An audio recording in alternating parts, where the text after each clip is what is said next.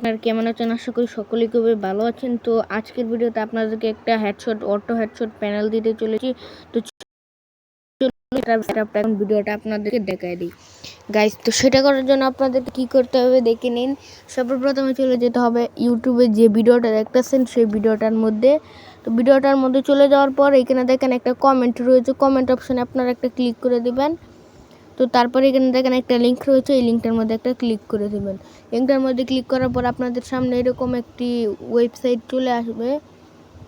তো আপনারা এটিকে ডাউনলোড করবেন, এই যে ডাউনলোড আইকনে একটা ক্লিক করে দিবেন। তারপরে কিন্তু এটি ডাউনলোড হওয়া স্টার্ট হয়ে যাবে। তো গাইস এটার জন্য আপনাদের আরেকটি পাসওয়ার্ড বের করতে হবে। তো সেটার জন্য হাউ টু পাসওয়ার্ড ভিডিও সেটা দেখে নেবেন।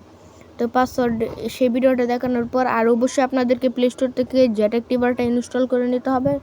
এরপর এখান থেকে যে ডকুমেন্ট আমি ফাইলটা এই যে এফএফ প্যানেল এটা সেট করে রেখেছিলাম। এরপর এখান থেকে একটা স্ক্রিনশট মাইরা নেবেন।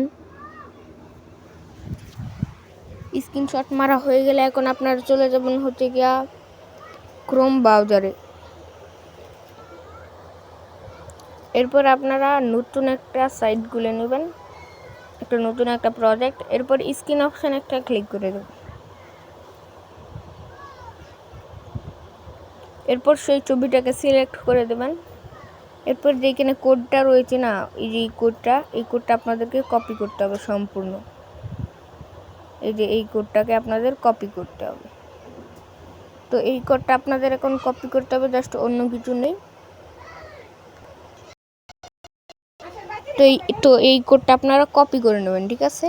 তো তারপরে আপনারা এই ডাউনলোড ভিডিওটা থেকে আসেন এবং ওইখানে আমি সব কিছু বলে দিচ্ছি।